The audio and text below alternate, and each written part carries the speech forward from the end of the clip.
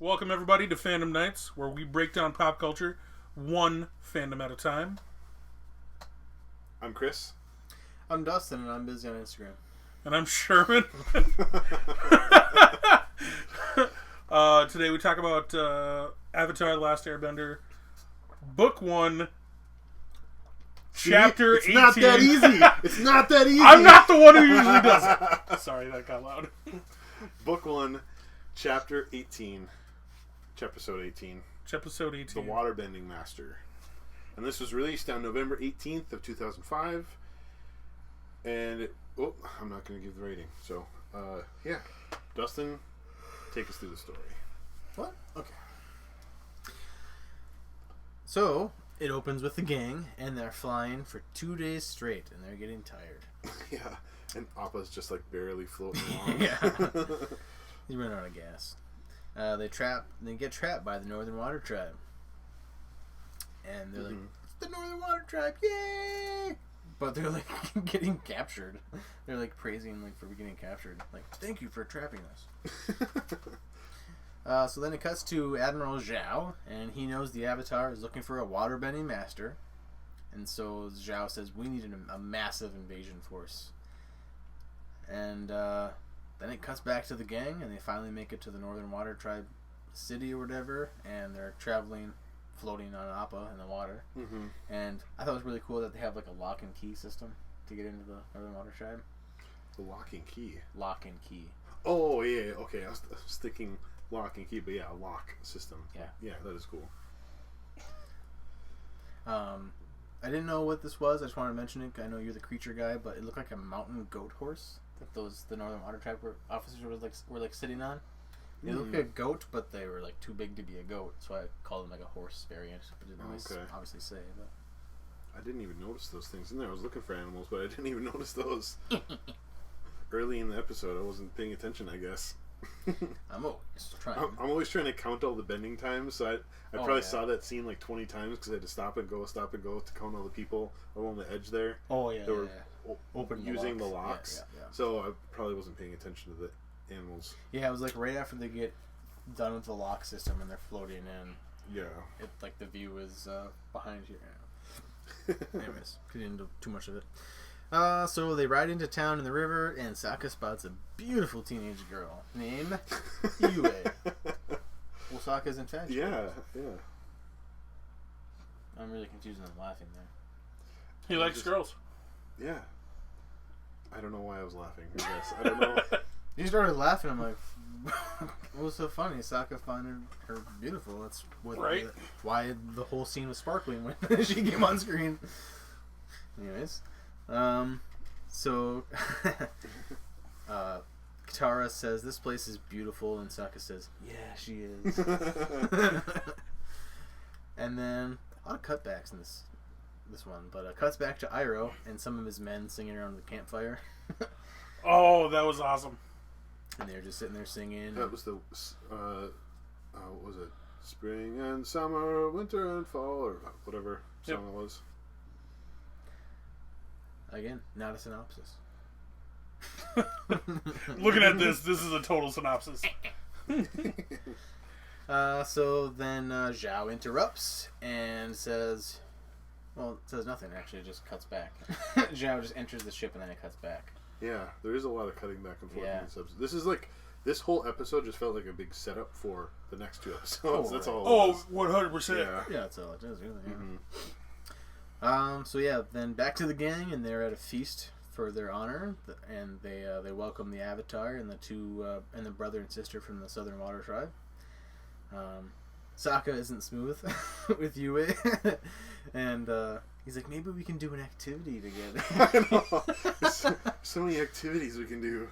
And Kataro's like, and Sokka's like, yeah, in the South I'm pretty much a prince, and Kataro's like, are you now, really? What, a prince of the... What did she say? A prince of the penguins or something like that? Or yeah. And then when she's done talking, she's like, thank you, Prince Sokka. Side note, he technically kind of is a prince. Yeah. Their father is the chief of the Southern Water Tribe. Yeah. No, I get it. It's just funny. King, queen, princess, not chief. But like different culture. I don't know. Well, the Northern Water Tribe doesn't have a king; it's a chief. Yeah. Yeah. There you go. Interesting. Never thought about that before. Yeah. He is the prince. So and Katara's a princess. It's not weird for him to marry Yue. But like, I think the reason that like gets lost is like they've lived their whole lives without a lot of like guys or like cultural, or adults in the village. Adults ever, yeah. There's like one grand and a bunch of kids. Yeah. Or So no, sorry, like 4 grands and a bunch of kids. Yeah. Right. All they know is what kids look like when they're young and what they look like right before they die. Yeah, so I mean, technically, yeah, he is a prince. Cool. I still don't like that, but I'll agree. Well, I mean, with that logic, technically Yue isn't a princess. Again, like I said, I logically agree with you, but I don't like it. Because they're just so small. It's just almost saying, I don't know how to... It's like the Princess of England and then some dude from, like... Like, I'm the you Prince mean of how Subway. like you mean how like Prince Harry married like some chick from just random chick from America? Yeah. Yeah. Oh, you mean a popular actress? Yeah. Yeah, just some random... He's the most popular guy from the Southern Water Tribe. What are you talking about? But he married a very popular actress. I'm the most popular guy in my country. Well, there's only like 12 people there, so I guess logically I have to agree with you. So I put Master Paku as a hard beep in there. Mm-hmm. Super strict and very what is it called? Misogynistic. Oh yeah, 100% misogynistic. Oh yeah. Well, which is interesting because that's what the Southern Water Tribe, what Sokka's like. So he probably got that from his parents. So like the Water Tribes are just kind of seem like they're misogynistic Again, people. in Avatar and in Korra, both tribes are significantly different though. Right. Yeah. As far as spiritually. Mm-hmm. Okay. And customs and stuff like that. Sure. I'm sure they have the same basic customs. Was but, Korra like, from the Southern Water Tribe? Oh Yeah. yeah, because that's where Katara's from. But I mean, like when Sorry, that was a dumb question. Sorry, But, I just thought about it. I'm okay. like, I It's didn't actually think not about the a dumb words coming out of question. my mouth. But you also get like Sokka has that same kind of like mentality when they're on Kyoshi Island because he's like, "Where are the men that attacked us? Yeah. Like women can't be fighters." Yeah. Right. Right. So I mean, he grew up with the same mentality. Mm-hmm. Mm-hmm. It's just he's got an older sister who's like, or younger sister Younger. Yeah. who's like, all right, well I guess women can be fighters. I think it was Nickelodeon's attempt at trying to Bridge the gender gap. preach equality or whatever, lightly, kind of. In a healthy way. Yeah, in a good way. So Zhao announces to Zuko that he is taking their men, even the cook. And Iroh's like, even the cook. And then Zhao turns around and sees those swords hanging on the wall, and he's just like, Oh yeah. That's the- You That's see that eye twitch I was know. so good. I know. He's just like, he's scared. Well, I think more angry than anything. I think more, just more shocked, I guess, that it's like, oh, it's like the Fire Lord's son is the person who like stole the Avatar from me. Mhm. Like what? And so he asks him if he knows what the Blue Spirit is, and Iroh's like, yes, it's a faint rumor that goes around, like it's never actually seen him or whatever, but I don't think he's real. I don't think he's real. And then he asks Zuko the same question. He's like, like, are you fluent with these swords? And he's like, no, they're just antiques. Right. Like- those are just display models. They're decorative. They're prototypes. So then Aang and Katara arrive at the training, and Master Paku then tells them that girls can't learn waterbending, that they're healers. Right. If you want to go learn from So the Hogoda. what do you think healing would have huts. happened if Aang was a girl? He went to learn water training, He just waterbending. Wouldn't have been able to learn water bending? Not from Paku. Well, I suppose he would have learned water healing, but yeah, technically he really. Well, I mean, maybe he would have bridged the gap like Katara did, but actually, I think he would have had a way easier time bridging the gap being the Avatar. Oh yeah, he'd be like, I think people would be like, yeah, whatever, you're a girl, we're training you, you're the Yeah. Avatar. I guess we don't need really to- have a choice. Right, exactly. Yeah. We don't have a choice. We're dead or we train you. Our computer was glitching. I was like, no, it's done. It's fine. It's been doing that the whole time. So then Katara's like, I didn't travel halfway across the world for someone to tell me no. And then Baku's like, no. I know. He tells That's exactly what I'm saying. He tells them that women are healers, and if he wants to learn anything, to go see Hagoda and the healing hut. That's a good skill to have too. So I mean, and she benefits from it. Oh too. yeah, for sure. Not that that's the only thing she needs. She needs to learn the other stuff too. But right. It is interesting how she's always so on. Like, no, I need to learn waterbending. I need to learn waterbending. It's like the mission is for him to learn waterbending, not because he's a him, but because he's the Avatar. He needs to do this. You're along for the ride, unfortunately. Right. But so then Katara submits and leaves, and then Paku says, "All right, let's get started," and then just immediately flings a huge water can at Aang, and Aang's like, ugh, goes to the ground.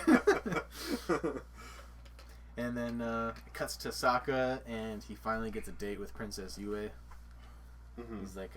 He's like walking along the edge or whatever. He's like, yeah, maybe. And she's like, what? Maybe some activities. And he was like, yeah, so we can do some activities. Whenever I hear that activities thing, I remember I was working with a guy at O'Day, and he was talking about how he wanted to get a big van. He wanted to get a big van so he can do a lot of activities in it. And I didn't know this at the time, but he was referencing the quote from Step Brothers. And he's like, oh, there's so much... Because he's like, so much room for activities. Yeah, I just want to get a big van because there's so much room for activities in there. And I just laughed maniacally for like half an hour because I was like, what activities do you do in a van? I just for some reason thought it was so God. funny. And then like years later, I watched Step Brothers and I'm like, oh, that's what he was talking about. He wasn't making some like sexual reference joke or something. He was quoting a comedy movie. Yeah. So he probably thought I was a psycho just laughing maniacally like, you're the funniest person in the world. He probably actually thought that you understood. Probably. Oh. Yeah. But you didn't. You're just I thought he was making like I don't know, some joke about that's awesome. Doing stuff in the van, but I don't know. That's awesome. Just funny. Does another one of their famous cutbacks to Zhao, and he's talking with the pirates, and he's hiring the pirates to blow up, or I guess just kill Zuko, I guess, in any means. Mm-hmm. But they used blasting jelly to do it. But it cuts back again to Katara, and she arrives at the healing lesson, and Hagoda, the healer, knew Katara's grandmother. She said that she was a spitting image of her grand. Kana, yeah. Mm-hmm. And said...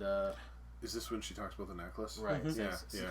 A waterbender made that for... who is the trust to? Yeah, which is the first time we hear that. It's like, whoa, okay. I didn't know that was a thing. What? I mean, we've talked about it before, that in the water tribe you give a necklace instead of like an engagement ring or whatever. Yeah.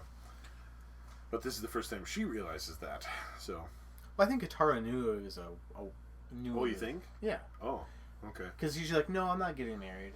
It was just my grandmother's that gave it to my mother and gave it to me. I think she knew the purpose of this. She just has to tell everyone, no, I'm not engaged. I think that's me personally. She wears it to keep all the men away. Well, then I think she just wears it as an heirloom for her. Yeah. Do you think they picked that up from penguins? Penguins? Yeah. Oh, like dropping a pebble and stuff? Yeah. Giving a rock to your betrothed. Maybe. Right. That's a good... Hey, animal guy. Yeah, because then they give a literal carved stone on a necklace. Mm-hmm. Yeah, that's super cool. Picking it up from local wildlife.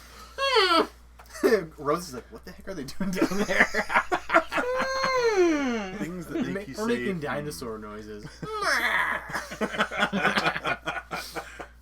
Alright. Back to the story, guys. Alright, so Zuko tells Iroh to get rid of the traitors, which are his men, because Zhao goes and steals them or whatever, and Zuko's like, just tell those traitors to get out of here. And then as soon as Iroh leaves, the pirates start loading up the blasting jelly onto the ship, and Zuko hears something. Detective Zuko investigates.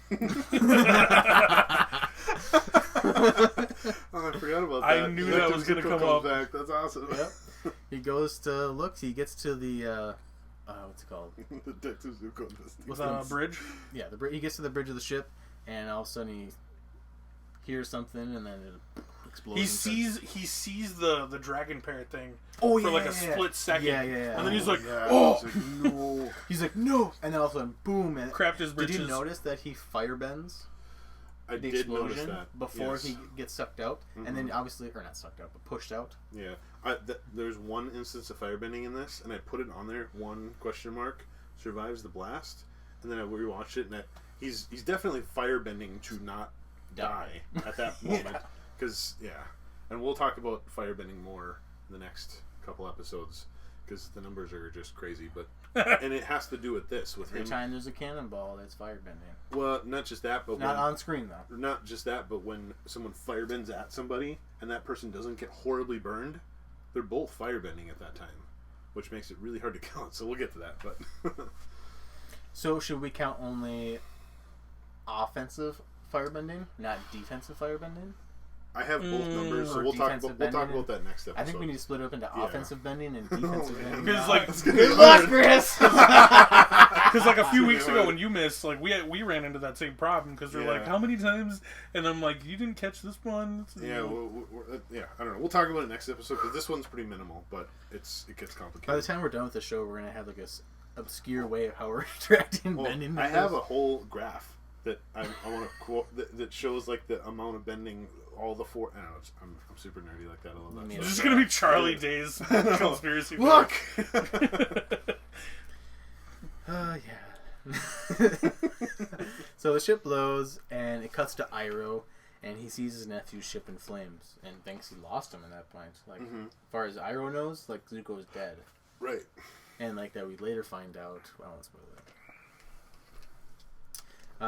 Which is why he's so just reserved and yes, I'll go with you and yes, I'll help you with this stuff because his only purpose for not is gun. Right, yeah, exactly. Sorry, I'm reading your notes here. Master Poopet. So yeah, Sokka meets the princess and then gets turned down after she says that she's having an arranged marriage or whatever because she pulls down her cleavage and shows her necklace. I'm just kidding. Good Lord. She slips down her little coat or whatever and shows that she has an engagement necklace as well. And then the next... Which compared to the one that Katara wears all the time, that one's pretty crappy. Which one's crappy? The one that Yue wears looks pretty poorly made. Well, do you know who the... Yeah, I know who... But that's why. Yeah, that's awesome that it's like actually poorly made and you can see why. Because you meet the guy the and art it's just in like... the show is just amazing. It's not just a generic circle with some symbols on it. It's like you can tell that it's badly made. Well, I don't think Han, that's his name, put any craft and like effort into it because he's like, I'm just marrying her for the perks. You know what I mean? Yeah. Right. He doesn't care. Wow. And just even down the necklace, you just want to slap the guy. Like, Because dude, put some effort into this. Because isn't this the same scene, the same part where Sokka gives her the fish carving? Yeah. Because she's like, oh, it's a bear. And he's like, no, it's a fish. See, it's got a little fin. He turns it sideways. No, see, it's a fish. And I'm like, that still kind of looks better than like that crappy necklace. Well, at least put like some thought. Yeah, exactly. She's not upset that there's another guy going after him. She's upset that there's another just horribly non-artistic guy going after him. Yeah. Like, both guys who like me are just the worst. Just barbarian. No one can carve stones here. I don't understand. What did you use? A hammer? I forgot what this scene was, like what exactly was said, but Master Poophead. Oh, it's because this happened at night when they show They're training. Well, when before they decide to like train Katara on like the down low, because Aang's like calling him Master Poophead because he's finally getting done with the training at night and he's just all tuckered out. Master Poophead. So Sokka says, "I'm not happy," and Katara says, "You're never happy." And then Paku finds them training together and bans them as a student. Which is a messed up thing. Like you're just not going to train the Avatar. Okay, all right. You're just going to kill the cycle. There's other masters. I know, but it's just. But he is the best, I would assume. Yeah. Because he's like sitting right behind the chief, along with the princess. Well, not only that, but like later on when you find out like who he is. Yeah. So basically, the next day, Katara and Aang go to the palace or whatever. And basically like pleads to have Paku train Aang again, and Paku's like, yeah, fine, but like you're not gonna learn from me either. you're not gonna learn from me or whatever, and like Aang's not gonna teach you whatever their agreement is. And Katara starts getting angry, and that's when she's at her best, because then you can see behind her all the ice starts cracking. Yeah, the power that she has. Yeah, she has so much raw power. She's red. Mm-hmm.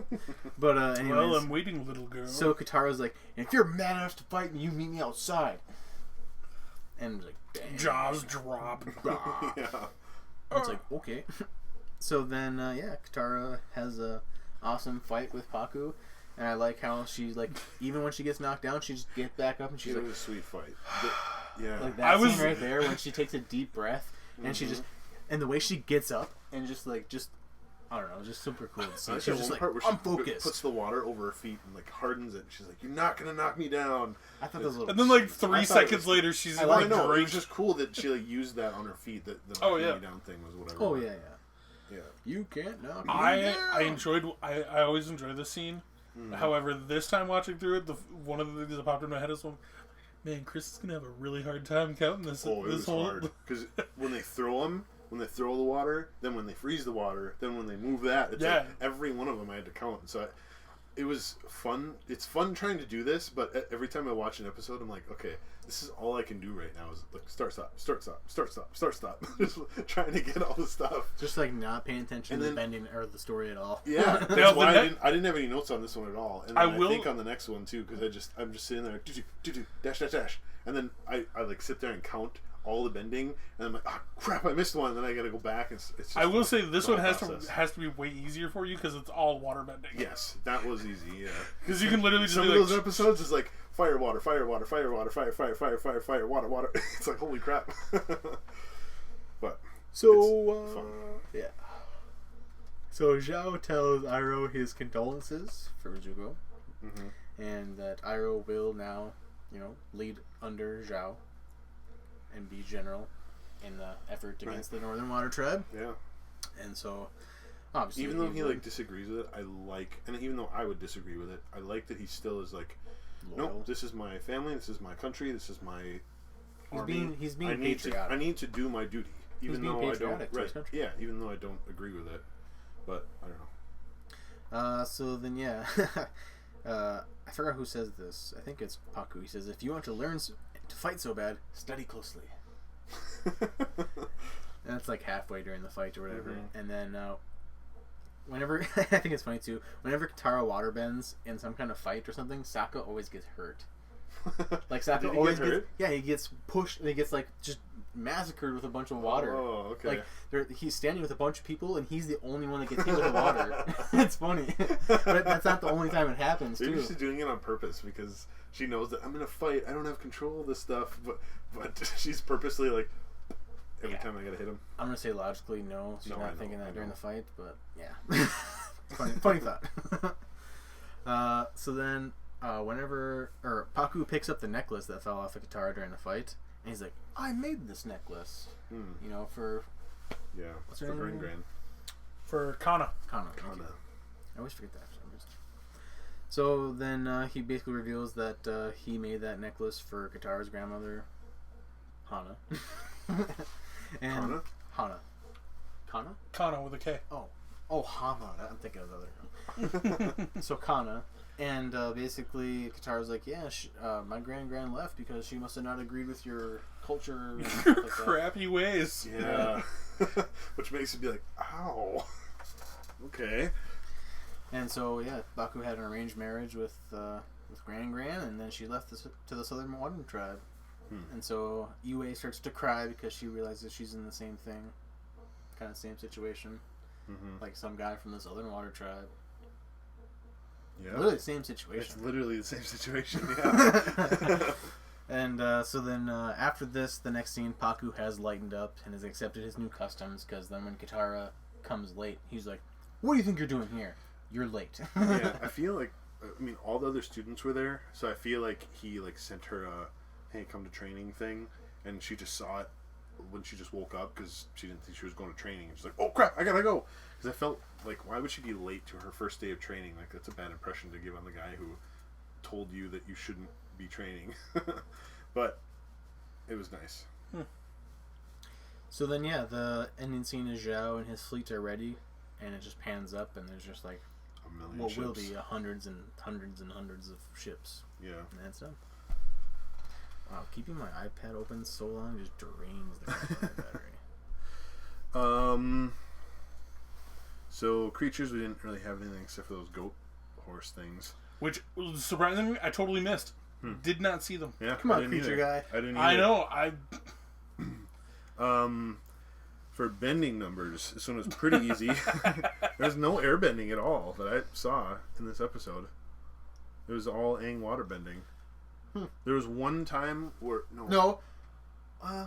he was waterbending. Yeah, he waterbended when he became the snowman. Right. Yeah. That's waterbending. Yeah. Yeah, because he's like, watch this. Yeah. So there's no airbending. There was one instance of firebending. When Also, Zuko the survived. the snowman thing isn't until the next episode. No. Yeah. Because they end this one where, like, he accepts her as a student. Because the next episode is when they talk about, like, raw talent. Yeah. But this episode was when we first started me counting all the bending things. This is the one I was really nervous about. Because I know that when they went to the Northern Water Tribe, there's like thousands of people like moving mountains to get them into the gate and stuff like that. But then watching it this time and just taking my time through it, I'm like, oh, it's not really that bad. You just have to make sure you count all the people all throughout there, which is a lot of pausing. But doing that, there was 84 instances of waterbending on screen in this episode. I'm just waiting for later, man. I know. It gets to be a lot. I thought that this one was going to be hard, but then the next two, good God.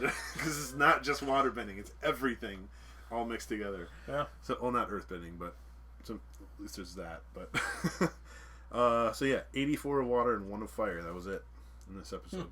So, yeah. There wasn't any jokes or anything or other things that I made note of. No Avatar State or Spirit World. So, Not yet. yeah. Without seeing the rating here, what would you guys rate this episode?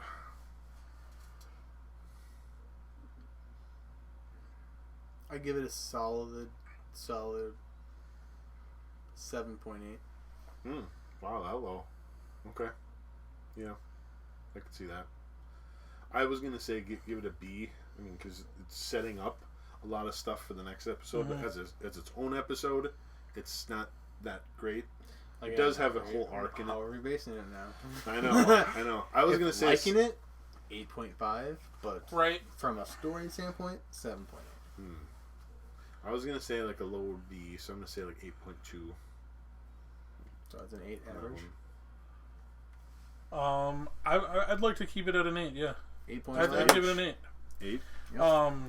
Yeah, they had a lot of backstory for, like, character growth. 8.0. The fight scene was just amazing. Yeah. The fight scene was probably the best part of the episode. Between them and seeing Katara's resolve. And It's really funny because, like, change. last night when I was watching Mandalorian, I watched a lot of Korra right before that.